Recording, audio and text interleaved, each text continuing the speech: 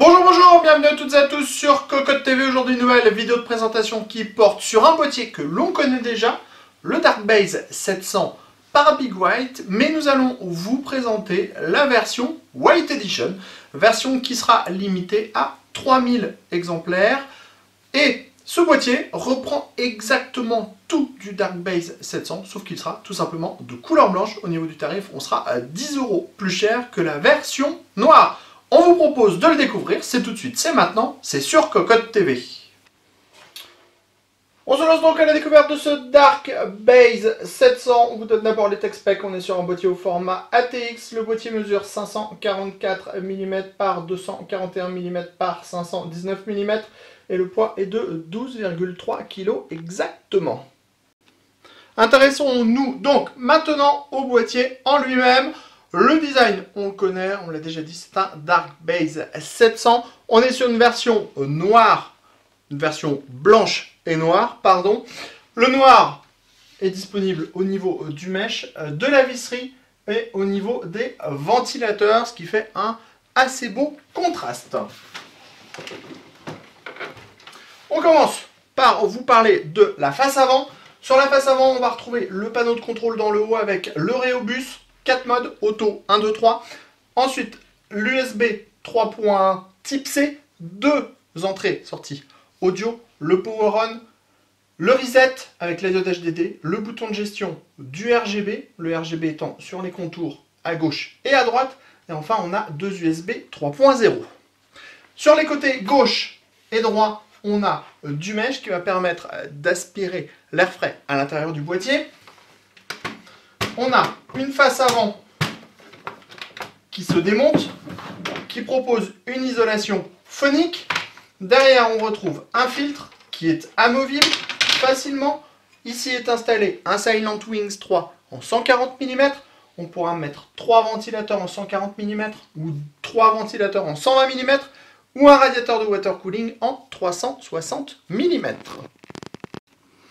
Sur le côté gauche, on retrouve un panneau en verre trempé, les pourtours sont peints en blanc pour ne pas avoir la structure du boîtier. Le panneau est maintenu par 4 vis à main. Dans la partie basse, on a le cache alimentation, il est entièrement amovible. On va le découvrir un petit peu plus tard. Et on voit aussi par transparence les 7 slots d'extension classiques. Sachez qu'on a également 2 à 90 degrés. Et le boîtier est livré de base avec un second ventilateur Silent Wings 3 en 140 mm. Dans la partie auto, on pourra mettre 3 ventilateurs de 120 mm, 3 ventilateurs de 140 mm ou alors un radiateur de water cooling en 360 mm. Le côté droit propose un panneau en acier classique. Par contre, sachez que ce dernier est isolé phoniquement à l'intérieur. La partie haute présente le panneau de contrôle ici, on en a déjà parlé en début de vidéo. Ensuite, on a une partie en acier et on a les 6 ouïes d'aération qui sont positionnées à l'arrière. Sachez que ce panneau est également isolé phoniquement en interne. À l'arrière, nous avons une grille d'aération ici, l'emplacement avec le ventilateur de 140 mm. L'emplacement de la plaque au shield de la carte mère, 7 slots d'extension classique, 2 slots d'extension à 90 degrés, l'emplacement de l'alimentation dans le bas, et sachez que ce dernier est intégralement, sachez que le bas du boîtier est intégralement filtré. Au niveau du support de l'alimentation, on a un petit dispositif en caoutchouc sur tout le pourtour, et l'alimentation reposera sur des patins en caoutchouc. On termine sous le Darkbase 700 White Edition avec les 4 pieds, les patins en caoutchouc et le grand filtre amovible qui protège toute la partie inférieure du boîtier. Sachez que le filtre se démonte en retirant la face avant du boîtier. Avant de découvrir l'intérieur de ce Darkbase 700 que nous connaissons déjà car nous avons déjà testé la version noire il y a bien longtemps, sachez que les panneaux du boîtier ont le droit à un isolant. On en retrouve un sur la porte du fond, sur la partie supérieure du boîtier, mais aussi à l'avant de ce dernier, comme nous l'avons déjà vu. On découvre maintenant l'intérieur de ce Darkbase 700. Sachez que le boîtier est au format ATX. Comme vous le voyez, on a décidé de vous présenter le boîtier avec la configuration montée à l'intérieur de ce dernier, comme on vous le disait au tout départ de cette vidéo. Comme ça, vous allez pouvoir vous rendre un petit peu plus compte de l'espace qui est disponible à l'intérieur.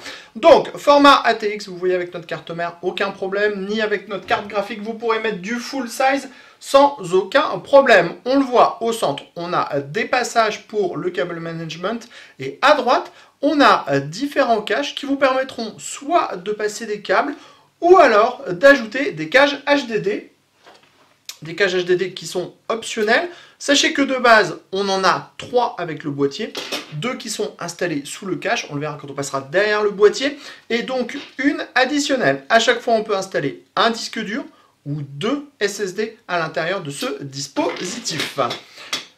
À l'avant du boîtier, on retrouve une grille entièrement filtrée avec un ventilateur Silent Wings 3 en 140 mm. On pourra mettre 3 ventilateurs de 120 mm ou alors 3 ventilateurs de 140 mm ou alors mettre un radiateur de water cooling en 360 mm. Sachez que on a différents caches ici.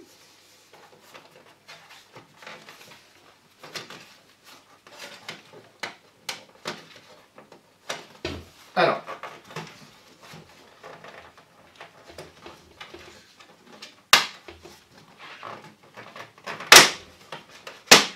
ces derniers sont démontables, pas si facilement. Alors, le plus simple, c'est de partir de l'arrière pour remonter vers l'avant. Et donc, en fait, en démontant les caches, on libère de l'espace ici, par exemple, pour mettre un radiateur de water cooling en 360 mm en push-pull. Sachez que d'ailleurs, tout est démontable au niveau du cache, ce qui vous permettra de voir vraiment tout l'intérieur du boîtier. Dans la partie basse, justement, on va retrouver les 2 cages en interne pour installer soit 2 disques durs, soit 4 SSD. Et ici, l'emplacement de l'alimentation qui repose sur des gros rubbers en caoutchouc. Le tout est intégralement filtré par en dessous. Si on passe à l'arrière du boîtier, on retrouve de nouveau un ventilateur Silent Wings 3 en 140 mm. On va également avoir 7 slots d'extension classique et 2 slots d'extension à 90 degrés. Dans la partie haute, ici, on va avoir une grille qui est amovible. Elle est maintenue avec 2 vis normalement. On la retire comme ceci. Et on pourra installer 3 ventilateurs de 120 mm ou 3 ventilateurs de 140 mm ou un radiateur de water cooling en 360 mm. On passe maintenant à l'arrière de ce Dark Base 700. On retrouve une architecture que l'on connaît. On va avoir ici un bracket pour installer 2 SSD. Ici, les 5 emplacements pour les paniers additionnels.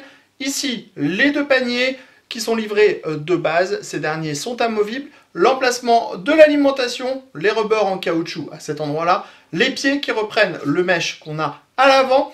Ici, le passage central avec les différents caches. Et enfin, ici, le PCB fan qui va permettre la gestion des différents ventilateurs qui sont présents dans le boîtier, mais qui permettra aussi la gestion du RGB.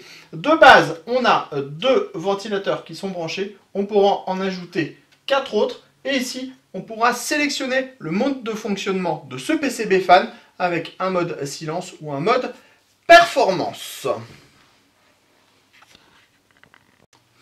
Avant de découvrir la machine allumée et donc le système de RGB qui est présent à l'avant, on tenait aussi à vous expliquer que tout le plateau de la carte mère est intégralement amovible, mais également intégralement réversible. Ça veut dire que vous pourrez passer en reverse ATX si vous le désirez. Vous pourrez même, si nécessaire,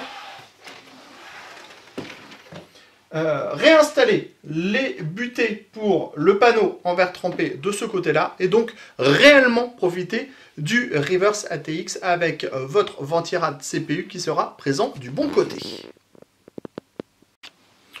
On en termine donc de ce tour du Dark Base 700 White Edition, édition limitée, on le rappelle, avec ici le panneau de contrôle pour la ventilation. On pourra être en auto avec le PWM, en vitesse 1, boîtier quasiment inaudible, en vitesse 2 ou alors en vitesse 3. Tout ça grâce au petit Rhéobus qui est présent sur le boîtier.